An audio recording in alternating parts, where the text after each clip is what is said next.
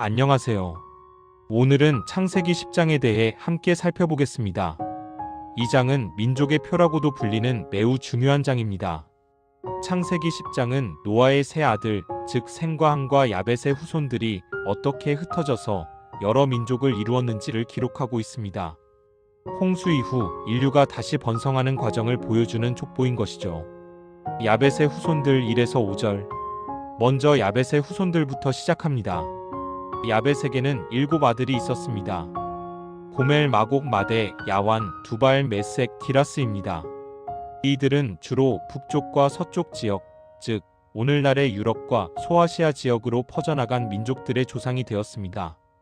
특별히 야완의 후손들은 해안 지역과 섬들로 퍼져나갔다고 기록되어 있는데 이들은 그리스와 지중해 연안 지역의 민족들을 형성했습니다. 본문은 이들로부터 여러 나라 백성으로 나뉘어서 각기 방언과 종족과 나라대로 퍼져나갔다고 설명합니다. 함의 후손들 6에서 20절. 다음으로 함의 후손들이 소개됩니다. 함에게는 구스, 미스라임, 붓, 가나안이라는 4 아들이 있었습니다.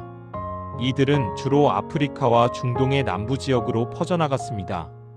특히 주목할 만한 인물은 구스의 아들 니므롯입니다.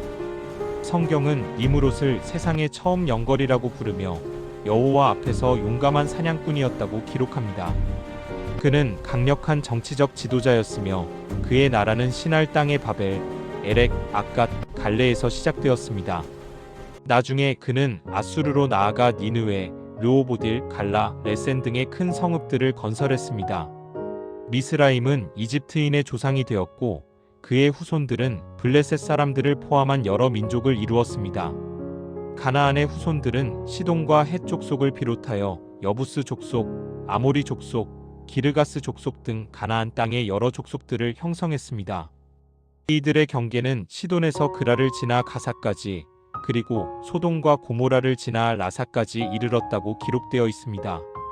셈의 후손들 21에서 31절.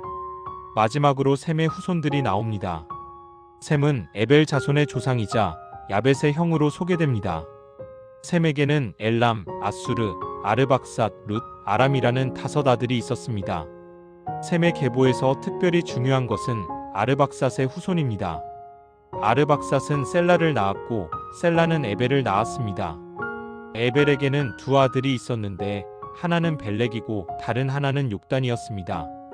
벨렉이라는 이름은 나누다라는 뜻인데 그의 시대에 땅이 나뉘었다고 기록되어 있습니다. 이것은 창세기 11장에 나오는 바벨탑 사건과 언어의 혼잡을 암시하는 것으로 보입니다.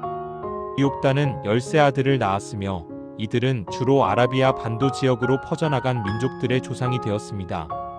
그들이 거주한 곳은 메사에서 스발로 가는 길의 동쪽 산이었다고 기록되어 있습니다. 마무리 32절. 10장은 이들은 노아 자손의 족속들이요 그들의 세계와 나라대로라 홍수 후에 이들에게서 땅의 백성들이 나뉘었더라는 말로 마무리됩니다. 창세기 10장은 오늘날 우리에게도 중요한 교훈을 줍니다. 첫째, 인종차별과 민족주의에 대한 성경적 답을 제시합니다. 모든 인류가 한 조상에게서 나왔다는 사실은 모든 인종과 민족이 근본적으로 평등함을 의미합니다. 어떤 민족도 다른 민족보다 우월하지 않습니다. 둘째, 문화적 다양성을 긍정합니다. 하나님은 획일화가 아니라 다양성을 창조하셨습니다. 서로 다른 언어와 문화는 하나님의 창조적 다양성을 반영합니다. 셋째, 선교적 책임을 일깨웁니다. 모든 민족이 하나님의 관심 안에 있다면 교회는 모든 민족에게 복음을 전해야 할 사명이 있습니다. 넷째, 역사에 대한 하나님의 주권을 신뢰하게 합니다. 세계 정세가 혼란스러워 보일 때에도 모든 민족과 나라가 하나님의 손 안에 있음을 기억해야 합니다. 다섯째, 겸손을 배웁니다. 니므롯의 예에서 보듯 인간의 교만과 하나님 없는 업적 추구는 결국 실패로 끝납니다. 창세기 10장이 전하는 신학적 메시지는 매우 풍부합니다. 첫째, 하나님은 모든 민족의 주권자이십니다. 모든 민족이 하나님의 섭리 안에서 형성되고 배치되었습니다. 이 역사는 우연이나 인간의 계획만으로 이루어지는 것이 아니라 하나님의 주권적 계획 안에서 진행됩니다. 둘째, 인류의 단일성과 다양성이 동시에 강조됩니다. 모든 인류는 노아라는 한 조상에서 나왔지만 하나님은 다양한 민족과 언어와 문화를 허락하셨습니다. 이것은 통일성 안의 다양성이라는 성경적 원리를 보여줍니다. 셋째, 구원 역사의 보편성이 드러납니다. 비록 하나님께서 아브라함의 후손을 통해 특별한 구원 역사를 진행하시지만 궁극적으로는 모든 민족이 그 축복에 참여하게 될 것임을 암시합니다. 이것은 신약의 대성교 명령과 연결됩니다. 넷째, 인간의 교만에 대한 경고가 담겨 있습니다. 특히 니므롯의 이야기는 인간이 하나님 없이 강력한 왕국을 세우려는 시도를 보여주며 이는 다음 장의 바벨탑 사건으로 이어집니다. 다섯째, 하나님의 창조 명령 생육하고 번성하여 땅에 충만하라의 성취가 나타납니다. 홍수 이후에도 인류는 하나님의 복을 받아 번성하고 온 땅에 퍼져나갔습니다. 여섯째, 심판과 은혜의 균형을 볼 수 있습니다. 홍수는 심판이었지만 그 이후 인류의 번성은 하나님의 은혜입니다. 하나님은 심판하시는 분이시지만 동시에 회복과 새 시작을 주시는 분이십니다. 일곱째, 선교적 비전이 담겨 있습니다. 모든 민족이 나열되는 것은 결국 모든 민족이 하나님을 예배하게 될 것이라는 미래의 비전을 암시합니다. 요한계시록 7장에서 각 나라와 족속과 백성과 방언에서 나온 큰 무리가 하나님을 찬양하는 장면과 연결됩니다. 창세기 10장은 단순한 족보 목록이 아닙니다. 이것은 하나님의 위대한 구원 계획을 보여주는 신학적 지도입니다. 이 장이 궁극적으로 말하고자 하는 것은 이것입니다. 하나님은 홍수 심판 이후에도 인류를 포기하지 않으셨고 노아의 세 아들을 통해 온 세상을 다시 채우셨습니다.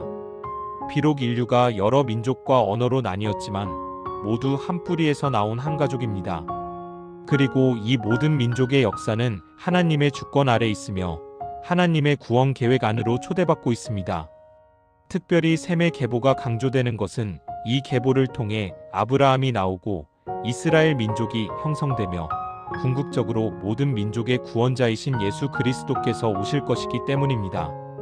하나님은 한 민족 이스라엘을 선택하셨지만 그 목적은 모든 민족을 축복하기 위함이었습니다. 창세기 10장은 우리에게 이렇게 말합니다. 모든 민족이 하나님의 계획 안에 있다.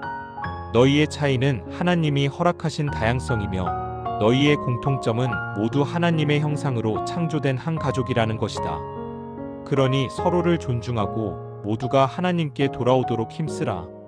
이것이 창세기 10장 민족의 표가 오늘날 우리에게 전하는 영원한 메시지입니다.